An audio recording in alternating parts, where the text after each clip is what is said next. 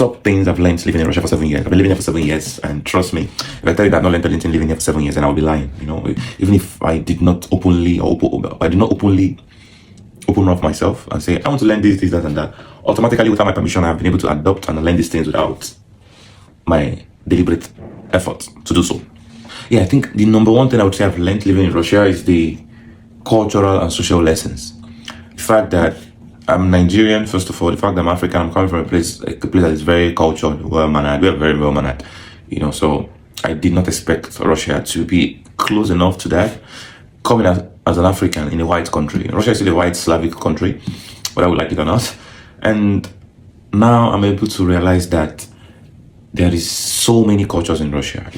This is just one thing I've learned. Like, if you don't come here, you will never know. You will think Russia is strictly the Slavic blonde men and women that you see mostly online. But coming here, I've come to realize that Russia has Asian Russians, they have Arabic Russians, they have Slavic Russians, obviously, they have Tatar Russians, they have Jews. It's just, I can keep going on and on. Different types of people living in one country as one, which is a very beautiful thing, that being able to unite themselves and be able to live together is commendable. Number two, one of the top lessons I've learned living in Russia for these past 7 years is that you need people.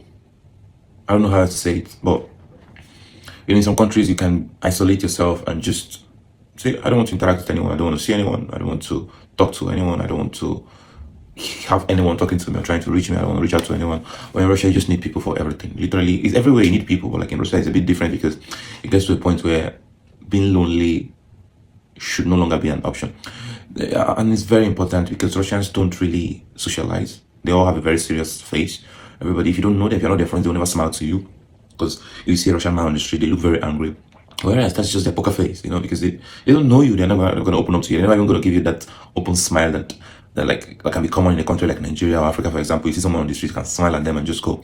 Everybody has a very serious face, that they have something that they're going to do, like something that is keeping them from even winking at you for a second. They feel like it's a stupid thing to do if they wink at you without being an acquaintance, without you being an acquaintance or a friend to them. So I think this is number two. You definitely need people, and now I've been able to pick it up as a lesson that everywhere you go, the first thing you should do should not be to isolate yourself from everyone. I like it. I can be an introvert, trust me. I think I'm an introvert extrovert. I used to be very shy when I was small, so now I can still talk to people. It's a bit different. I'm like the opposite of my childhood now. So saying that it's not easy for me to say I want to isolate myself would be wrong. I try to do that. I still isolate myself, but you just need people. You literally do it. Life is so fast, especially in a city like Moscow, that everything is going quickly. Everything is moving fast. The transportation goes at time. You can predict the time using the subway. Before you know it, the day is gone. Now we're having shorter days and longer nights. So it's literally very difficult for you to say you want to live like a robot. No feelings, no interactions with people, no mingling with people. At the end of the day, you just live a very miserable life. It's very safe as a black person. You never know until you come here, because the propaganda is out there. It's pretty normal, like every other place. Trust me, I've never been to America, but as a black person, I feel more safe. I've never been to America, and I'm Nigerian. As a black person, it's safer for me here than it is in my own country, Nigeria. And that's not even me trying to say, I'm trying to say something nice about Russia. No, it is. Because if you don't look for people's trouble, they will never look for your trouble. Actually, the Slavic Russians, they're just the ones that will most likely look, the Russians that will most likely look for your trouble are not even the Slavic Russians. They're mostly the Kafkas Russians, because for some reason they are just aggressive fighters, which they're commendable, but they're mostly fighters, the Khabib and co, people from that side of the country. They're very always aggressive. But if you don't look for their trouble, they will never look for your trouble. But the normal light-skinned Russians, they will never bother, except the drunk one on the street that will just say something and go. If you ignore them, they'll ignore you, So it's pretty much safer for me here as a black person, dark-skinned, and pretty much for everybody, blue-skinned, it doesn't matter, brown, white.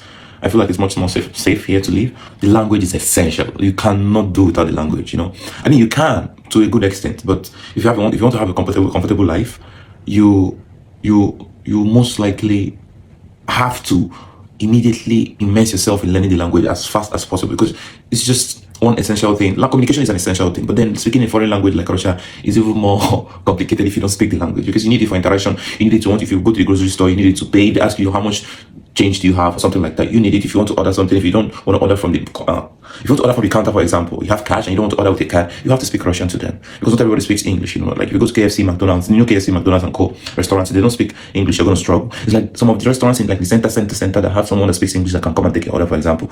Into a new country is a plan. You should focus on if you focus on learning the language, if you already don't speak the same language with them, because also learning the language makes them accept you as a person. It makes them feel like you have accepted them and their culture. So it makes them feel comfortable around you to be able to share things, to be able to share their feelings with you, and to just feel comfortable around you. They don't put color of your skin first of all before choosing whether to respect you or not, or to appreciate you for being able to accept their culture. If you speak their language, trust me, you'll be welcomed in every Russian family in this country. I just believe so, because as long as you speak Russian, it will be easy for you to make friends if you wanted friends. So it's also a bit tricky to make friends. That's a different topic entirely.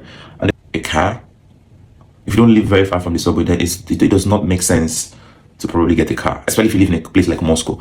In winter, definitely you might need one. But like in summer, I honestly want to tell you that one thing I've learned is that the transportation system here is one of the best in the world. I've not been to the rest of the world, obviously, but like, trust me, the transportation system in Russia, in Moscow, is one of the finest, cleanest, conducive, safe, fast, reliable. I mean, you can go on and on, because I've used it. I love the Moscow metro stations because it's therapeutic for me, because sometimes I just go to a long distance just because I want to feel the atmosphere sitting in the subway. Everybody minds their business, obviously. You know, sometimes you get some people coming into the train to play some music and things like that. But above all of this, the idea of me saying this is that not getting a car is not a loss if you live in Moscow. So the transportation system is one of the best. If you can save money, if you don't need to get a car, you can literally go anywhere without necessarily using a taxi, like literally everywhere. I met some of my American acquaintances. They told me that literally it's difficult to use public transport. So everybody is always Ubering everywhere, you know, using Uber to get to wherever they need to get, or everybody has a car, you know, or pay credits and everything like that. So that's one lesson I learned, that if it's not necessary, there's no need to get a car. The weather is very unpredictable. I'm not even kidding. This is what I've been here for a while, but I will never tell you that I've gotten used to the weather. Today it can be very, I mean, in summer, obviously, there's like these 2-3 months of summer that the weather can be pretty much chill, like warm, 25 degrees, 20 to like 32 degrees every single day. But like when it gets to like September, closer to autumn, or like spring, in the beginning of the year, after the heavy winter in January, February, and co, the weather is very unpredictable. You just never know. You should have up to like 4 different jackets for different times of the weather. You need to have like 4 or 5 if you're here, if you're living in Russia in general. I'm not even talking about living in the cold sides of very cold cities in Russia, like Yakutia, Siberia, and Novosibirsk, blah blah. No, like literally living in Moscow or St. Petersburg or Sochi or some other Ekaterinburg city or things like that. I feel like you need to have like 4 different jackets. One for the minus 35 degrees, because you can get to that sometimes, and the normal jacket that can also, the one for the 35 degrees can keep you at minus 20, minus 15, minus 10. But in recent times, the weather has been a bit warmer. It hasn't been that, but it's just very predictable, because you can put on a jacket of 10 degrees and then it becomes very cold, and then they tell you that the real feel is like minus 5. The weather can show you 10 degrees or 2 degrees, but the real feel is like minus 2, minus 3.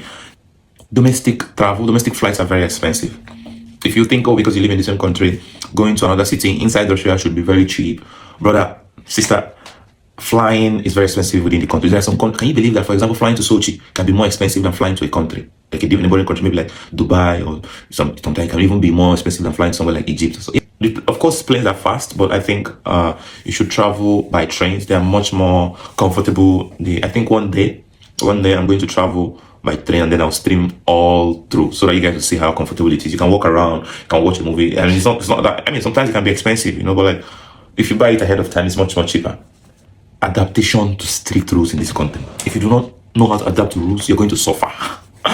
They changed the laws. I mean, domestic laws that kind of affect the life of the citizens here. They're changed they change frequently. Let me not give you the time frame, but they always change. I just need to understand that. You know, like you can get a new law for driving, you can get a new law for living. Like recently, they just changed a new law for foreigners about registration here. You know, the fact that registration used to be a very big thing before. Even if you had a visa, you were not safe you're not safe from being stopped from police if you don't have registration, even if you had a visa. But now they just cracked the registration, and you're wondering how. They change the rules here in Russia very frequently, that if you get used to one law from 1 year ago, there's a big chance that if you, for example, came to Russia for 1 year ago, the rules might have changed on foreigners if you come again now. So it's one interesting thing about Russia that I've learned in these 7 years here. Living in Russia, based on my experience, you rarely hear about the oligarchs. I only hear about the oligarchs based on the videos I watch on YouTube by foreign YouTubers. We don't really talk about politics here, to be honest, GJJ. Like, you will rarely hear me mention the name of the president.